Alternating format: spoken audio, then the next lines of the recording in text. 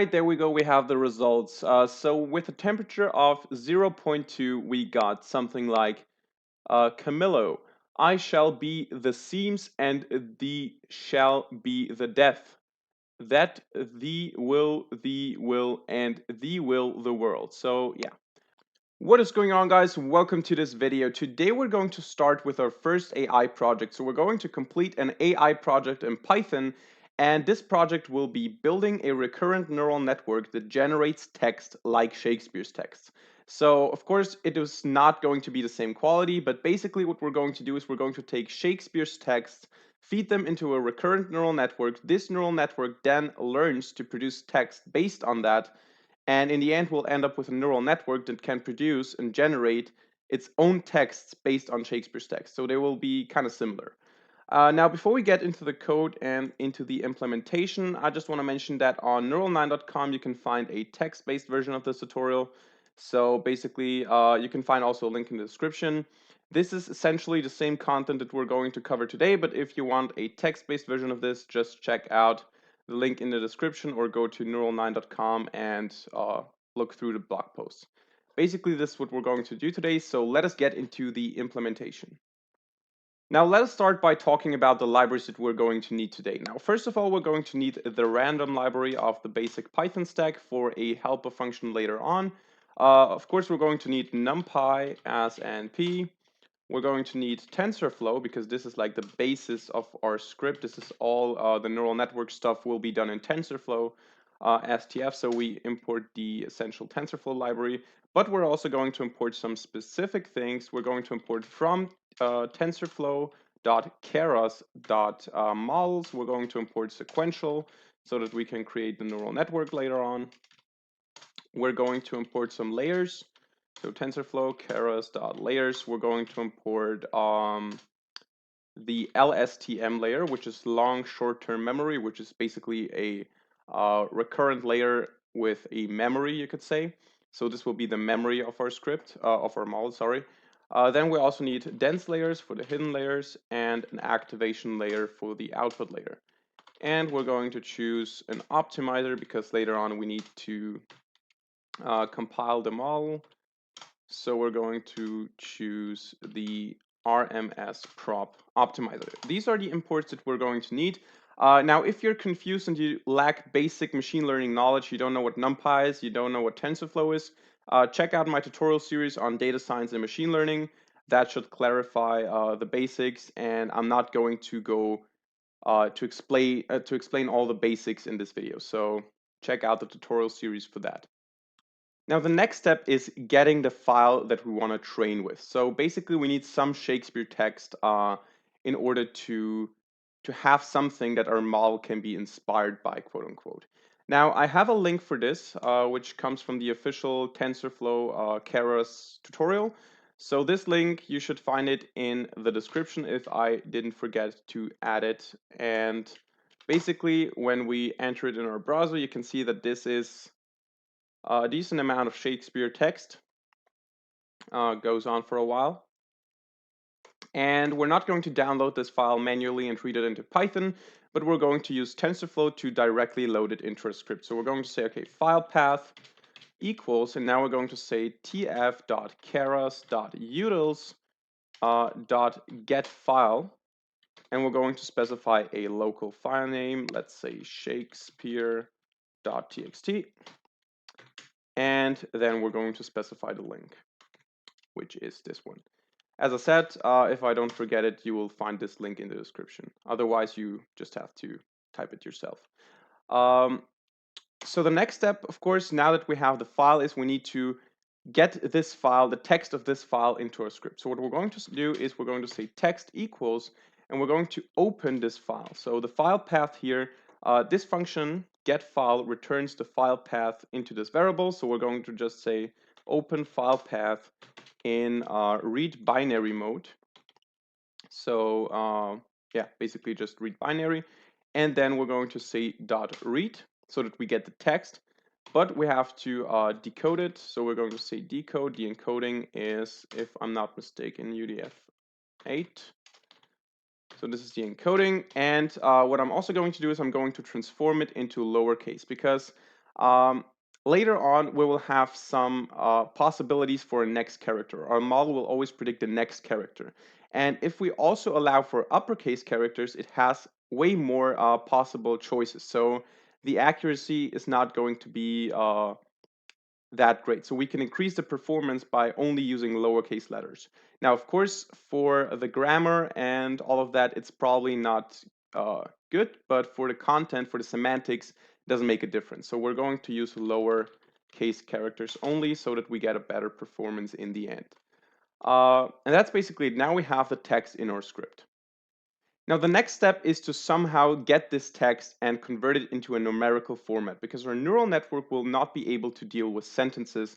We have to convert these sentences into a numerical format so that we can pass a Numpy array into our network. We cannot just pass some sentences and say predict the next character or something like that.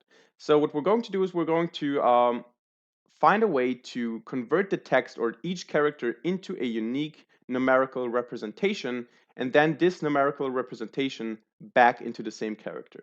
We'll do this with dictionaries, but before we do that, we're just going to select one part of the text, because training the neural network on the whole data set, on the whole text, might take a little bit too much or too long.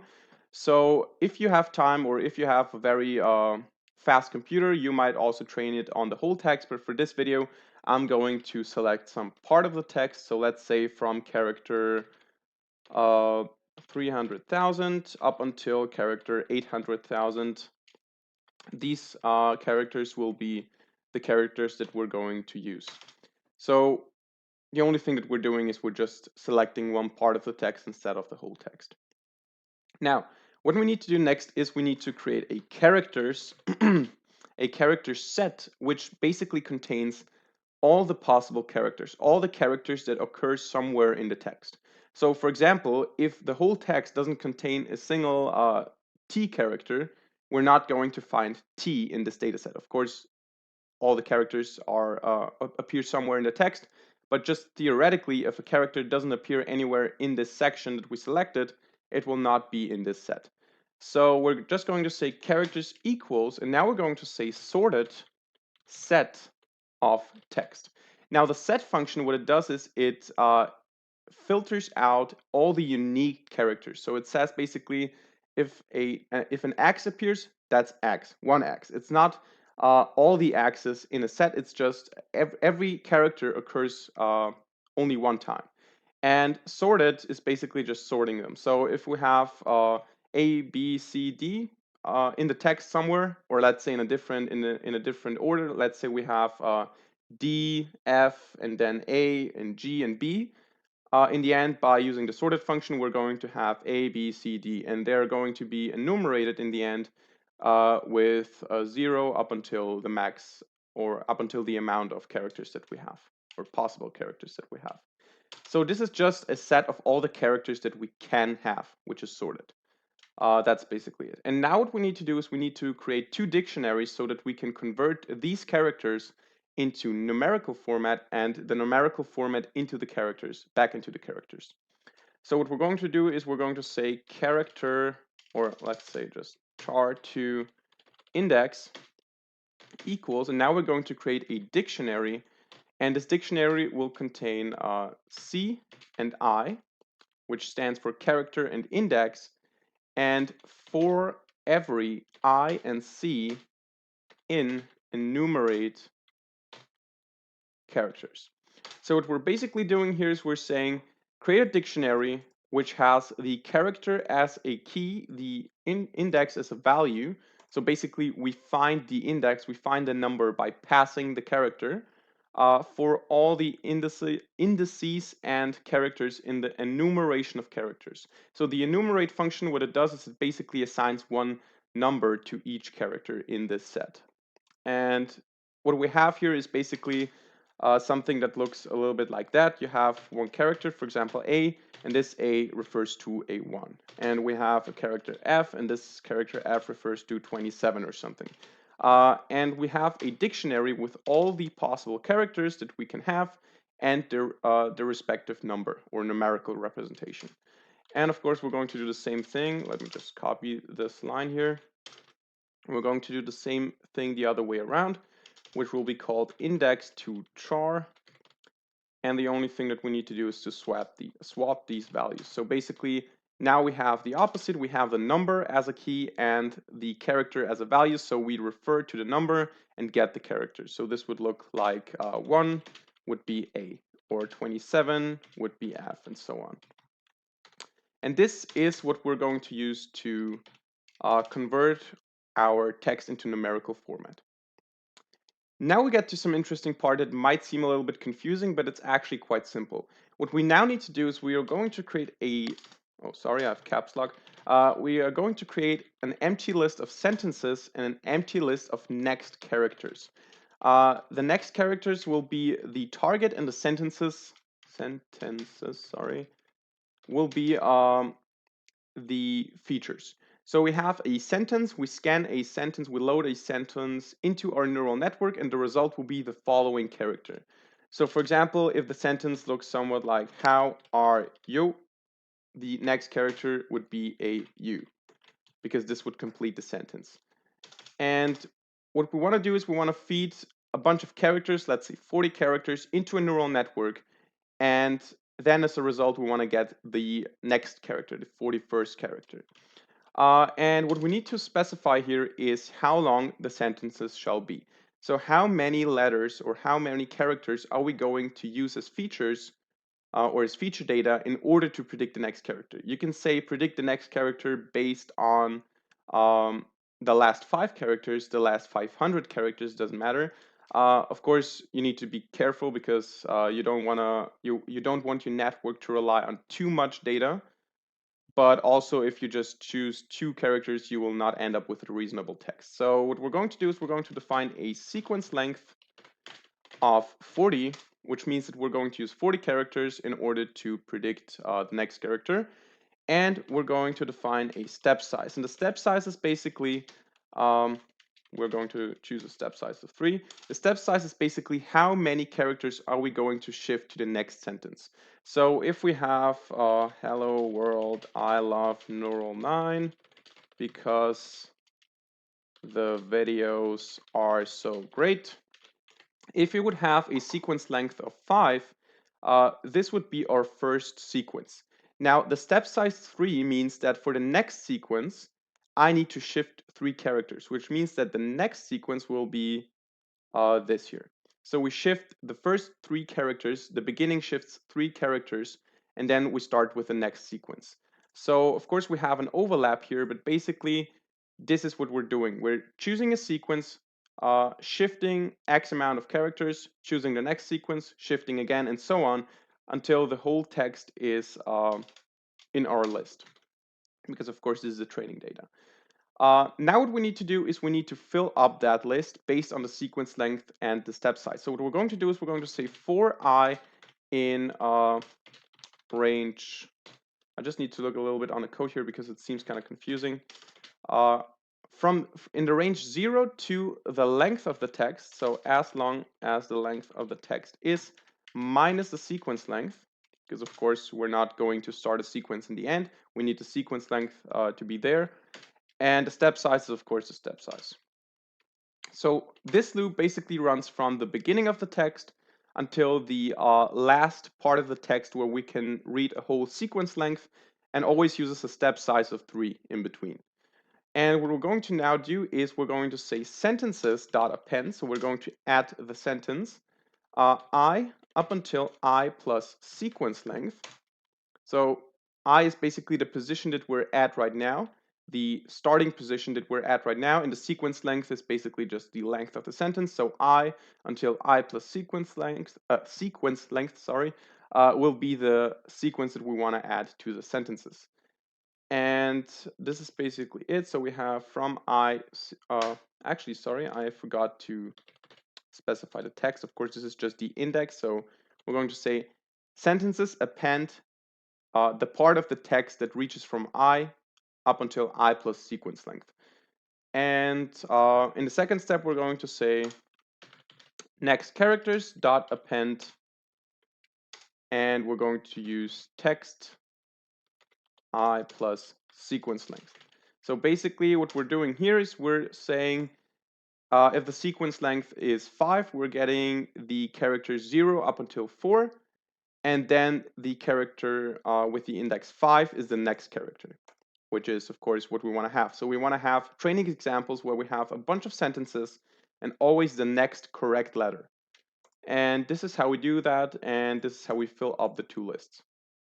So now we have the feature data and the target data, but it's still in a string format, in a character format. We need a numerical format, and therefore we now have to convert the training data that we just created into a NumPy or into two NumPy arrays. So we're going to say x equals np.zeros.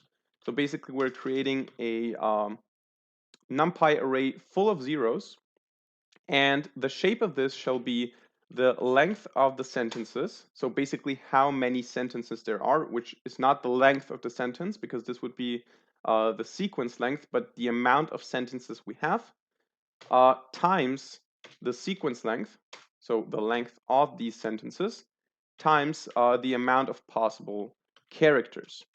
And plot twist, the data type of this will be Boolean. So np.bool. And how this works is basically we have one dimension for all the possible sentences that we have, then one dimension for all the individual positions in these sentences, and one more position for all the possible characters that we can have. And what we basically do is whenever in a specific sentence, at a specific position, a certain character occurs, we're going to set that to true or 1. And all the other values will remain 0, basically. So for example, if we have sentence number 5 and at the position number 7, we have the character with the numeration or enumeration 8. We're going to say x578. I hope these numbers were the same. I forgot them. 578 equals 1, because there a character occurs. And in this format, we're going to pass the training data to a neural network. And the output, the target data, will also be in a similar format, but not the same format. It will just be length of sentences, so basically amount of sentences, times length of characters. And we'll just say which is the character, which would be the next character for which sentence. So we're saying at sentence number 5, the next character is the character with the enumeration 8. And then we would know, okay, sentence number 5, the next character of that is 8, which is, for example, I don't know, a P or something like that. And of course, the data type of this one is also np.bool. That's basically it. Now we just have to fill up these arrays. So now we have to fill up these arrays with two for loops. So we're going to say for I and sentence in enumerate sentences. We're going to say for t and character in enumerate sentence, not sentences, sentence. We're going to say x, I, t, and character to index character. Actually, I think I need to use square brackets here. Is going to be set to 1.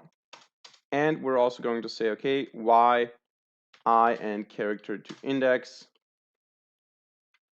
next character, or next characters, I equals 1. So what are we basically doing here? We're running one for loop over all these sentences. So basically we're taking all the sentences that we just created, all the sequences, and assign an index to them. So 0th sentence, first sentence, second sentence, and so on. And for each of those sentences, we then again enumerate every single character in the sentence. So we say t, which is the character of the sentence or the position of the sentence character. We say basically index that as well, and then we say the position in the X array that we just talked about with the Booleans sentence number I at position number T and character number whatever, so we take the character that is at this position, convert it into a numerical format, this position is set 1 because that character occurs at that position in that sentence, therefore it is true or 1. And this is the training data for each single sentence, for each position in the sentence, and for each character, we have either a 0 or a 1. And in the output, in the target data, in the Y array, we have the same thing with I and character to index. So we basically say, okay, this sentence, the next character here is this one. And this is what we do with these two for loops.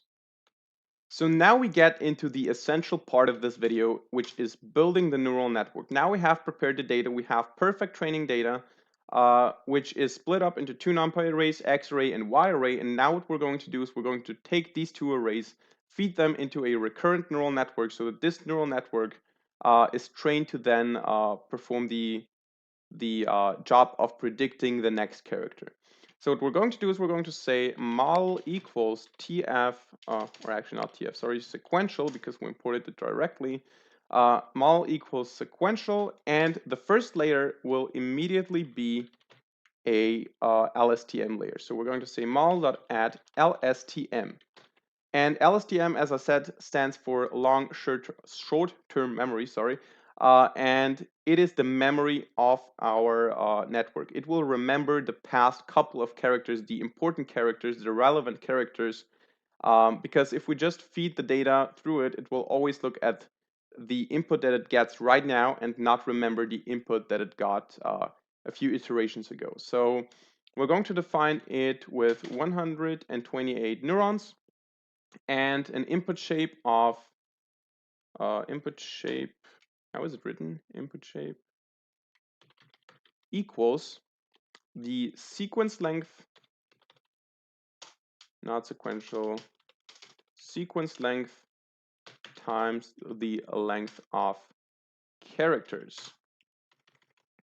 So that is the input shape of our LSTM. We get the inputs and immediately put them into the LSTM layer.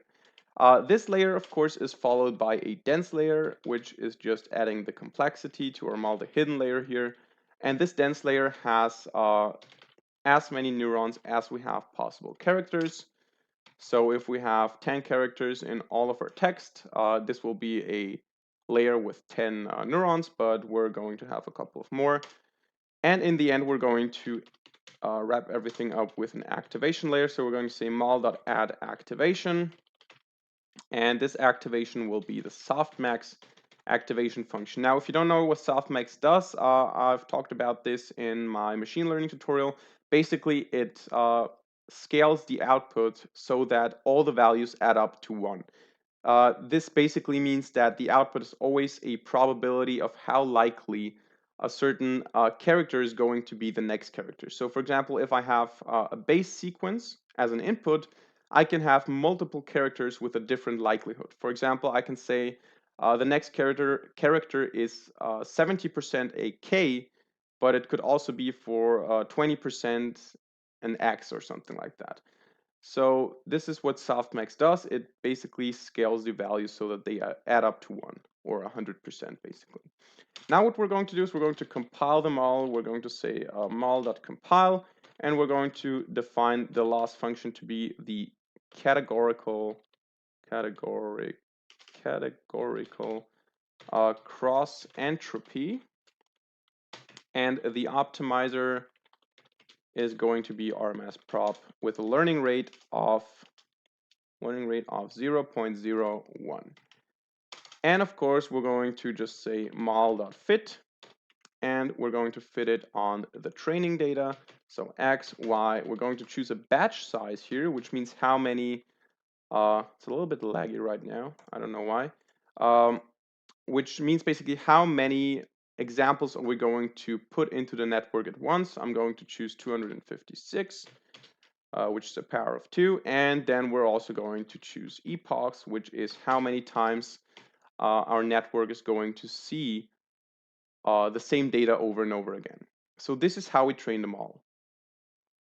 Now we need to do one more thing before we start the script. We need to fix a mistake I made up here. When creating the arrays x and y, what we need to do is we need to surround the shape values with parentheses because it has to be the form of a tuple. The shapes are always a tuple, so you cannot just pass the values here. You have to pass a tuple of the values because otherwise you get the error that you have too many arguments, too many parameters for this function. And also we're going to add one more line at the bottom, which says mol.save text generator or something like that .mol. And this is important because training the model will take quite some time, and we're not going to do it over and over again every time we run the script. So we're going to train it once, then save the model, and later on load the model instead of training it over and over again. However, I'm not going to run the training on camera here because as soon as I click on run, the whole recording lags and you cannot even see anything of the screen anymore because it's completely laggy. I don't know why. My computer is actually not that bad. Maybe I'm just a noob at recording videos, but I'm going to run the code and then come back to you once it's trained. Now, as you can see, the model is already trained and it ended up with a loss of around 1.54. And we also have the model saved here in our file, in our folder, sorry. So this means that we can actually get rid of all of that here and just replace it with model equals tf.keras.utils, not utils, sorry, .models.load model. And here we can just load text generator model, which is the file which contains our model. So instead of training it over and over again, we can just load it into our script. Now, actually, I think we could also get rid of all of that here, but I'm going to ignore it because I'm not 100% sure. But actually, this is just a preparation for the training data, and we're not going to use it again. So maybe just comment it out and see what happens. Maybe we're going to need it later on. But I think we won't need it. Maybe we'll need the sequence length and the step size, but I think we're not going to need all of these things here. So basically, we're loading them all, and the next step is to now somehow get the predictions of them all and convert these predictions into text generation. Because what our model does is it takes a sequence and predicts the next character. We need to somehow make it generate text. And for this, we're going to need a helper function, which is copied from the Keras tutorial. So I'm going to paste this function right now. This function is copied from the official Keras tutorial. You'll find a link in the description. And this function, what it basically does is it takes the predictions of our model and picks one character. So our model, what it does is when it predicts the next character, we have the softmax result of the different probabilities for each character. And this sample function just chooses one of them. And depending on the temperature, this choice will be either conservative or experimental. So if we have a high temperature, we're going to choose a character that's a little bit more risky, a little bit more experimental. And if we have a very low temperature, we're going to go with the safe pick. So the higher the temperature, the more creative the sentences, but maybe they're also not going to make a lot of sense. This is the trait that we have to make here. And this sample function is basically the function that we just used to pick one specific character. And we're going to use it in the next function that will be the text generation function. So the text generation function is actually not that complicated, but it's kind of long. So we're going to start by defining the function generate text, and this function takes the parameters length, so the length of the text that we want to generate, and also the temperature, which we're going to directly pass to the sample function. So temperature, yeah, temperature should be fine. Okay. This is the function, generate text. And in this function, what we're now going to do is we're going to start with the text with a starting text. And this starting text is going to provide the input for our neural network to predict the next character. So basically, we're copying the first 40 characters directly from Shakespeare's text. And everything that follows is generated by our neural network.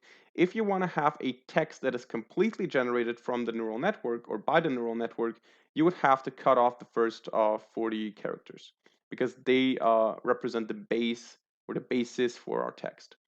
So what we're going to do is we're going to define a start index, and this start index will be pretty random. So we're going to say random.random integer, and this random integer shall be in between 0 and the length of the text minus the sequence length. Of course, because we need to have enough characters to we need to have at least 40 characters. So if I start at the last digit, at the last character, sorry, at the last index, I'm not going to have enough characters to provide the input. And actually -1 because we're dealing with indices here. So this is the starting index. So somewhere in the text, we pick an entry point and take the first 40 characters. So we're going to say generated text equals empty, so an empty text. And this text is actually what we will end up with. And what we're now going to do is we're going to say sentence. So the starting sentence is the text, and from the text, the start index up until the start index plus the sequence length. So we pick this entry point and the next 40 characters, and this is the sentence that we start with. Now we get into the prediction part. So first of all, we add this sentence to the generated text because we need to work with the generated text over and over again, since we're going to add one more character, then take the generated text as a basis and so on. So we're going to say sentence. As I said, if you want to have a completely generated text, you need to cut off the first 40 characters because otherwise you have copied text from the script, from the training data, sorry. So basically we do that, and then we start a for loop for I in range of the length, as long as, or not as long as, but we need to basically produce as many characters as the length parameter says. So if we want to have 200 characters, we're going to need to iterate over this loop for 200 times. And what we're going to do now is we're going to define the x values, and the x values are actually just an Numpy array of zeros. Again, we're going to basically do the same thing that we did up here. We're going to define a new Numpy array full of zeros. Then we're going to take the sentence that we just picked from a random position in the text and convert this into a Numpy array. So we're going to say np zeros with the format 1 sequence length and length of characters, so basically the amount of characters.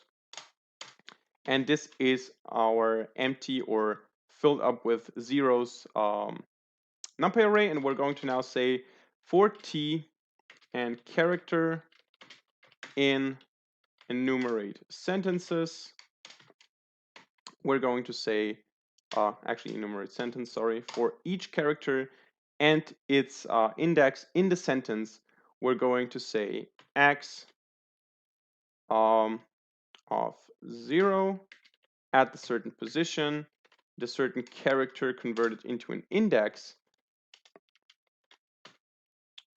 character will be 1. So basically we do the same thing that we did up here. We define an empty, not empty, sorry, a Numpy array full of zeros, and then we put a 1 wherever a character occurs. We talked about this before, so we're just going to do the same thing again. And after we've done that, what we're going to do is we're going to define the predictions. The predictions are going to be model.predict, and the model is going to predict on the x values, and we're going to set the verbose parameter to 0 and going to pick the first index of that. So basically, we predict the possible characters, or we get the softmax results of the prediction. And what we do with that is we have to feed that into the sample function. So we're going to say next index equals sample predictions and temperature. So what we're basically doing is we're getting the predictions from our model directly, which is a numerical format, and then we put these predictions into the sample function with the given temperature that we have in the parameter, and this gives us the next index. So basically the numerical representation of the next character that we chose. So now, last but not least, we need to convert this into the next character. So we're going to say next character equals index to character or index to char, next index. And now we end up with a character. And what we're going to do now is we're going to add this character to the generated text so that we have the next character predicted. And then we're going to use that as the next input. So we're going to include this next character that we just added into the next input so that we start to generate sequences of, or sentences basically. So we're going to say sentence equals sentence, cut off the first the first character, replace basically or basically left shift the whole sentence and add the new character at the end. So we're basically saying the sentence from the first letter on plus the next character. And in the end, when all of this is done, when we did this length amount of times, we can return the generated text. And this is actually the text generation function. So now that's basically it. We can now just go ahead and print some results here. So we're going to say print generate text, and now we can choose a couple of different settings here. So we can say, for example, 300 and temperature of 0.2, and we're going to try a couple of different temperatures here. So let's start by saying print, and here we're going to print 0.2, just so we know what temperature we're dealing with, and then just copy that a couple of times. And we're going to say 0.4, 0.6, 0.8, and maybe we're going to try a 1 as well. So let's change these values here, 0.6, 0.8, and 1. Or let's say 1.0. I hope my script is not going to crash the recording again, but since we're not training, I think this should be fine. Maybe I'm wrong because it still needs to generate the text. But let's see. It starts generating something. 0.2. Or actually, let's just skip to the part where all the generated text is finished. All right, there we go. We have the results. So with a temperature of 0.2, we got something like Camillo, I shall be the seams and thee shall be the death. That thee will, and thee will the world. So yeah, Lady Capulet or Sapulet, I don't know how this is pronounced. I shall not the shall be the stay the thief. Yeah, makes sense. Let's look at 0.4. From the world stay a call the will that wouldst. Okay. And all the sea may liest a wind the brown. Romeo, I will shall not tell the soul this strength, I don't know. I will not stay. This is the deed, the not come to be not to the hats. All right. 0.6, Juliet. Then half our light with throw eye sears. John of whatever say the stand fight a drunks. Paulina. No, sir. The toe with here free loan beer the soul. 0.8, we see something like Benvolio. Now counting all to thy dealing in just. Camillo, I have by my due as on my life, whatever. And then we got one. Let's start here. Antigonus, now beheld a Alea. Okay, this does not make sense at all. So as you can see, this is a pretty high temperature already. I think probably one of the best one is 0.6, 0.8 maybe. Full lagging winters and foul to no out short. I don't know. Even though the text doesn't make a lot of sense, it is kind of impressive, I think, if you imagine or keep in mind that a computer doesn't know what a sentence is, doesn't know what a word is basically. So even though we recognize the and will and world as words, the computer doesn't know that these are actually words. It just produced them based on the training data it saw. And it has also some kinds of dialogues here. I don't know if they make a lot of sense, But as you can see, this is quite impressive for a neural network that we just trained in less than an hour, I think. This video shouldn't be longer than an hour. Um, and actually, you can see that this is actually quite impressive. So this is how you generate text with recurrent neural networks in Python. Now, this was a tutorial on text generation with TensorFlow and recurrent neural networks. I hope you enjoyed it. I hope you learned something. If so, hit the like button and leave a comment in the comment section down below. Now, of course, to this project, you can also add some other text. So, for example, you can not only scan Shakespeare text, but you can actually go to WhatsApp and export, for example, your WhatsApp chats and then scan those or load those into the neural network and train your neural network to produce text that is similar to your WhatsApp conversations.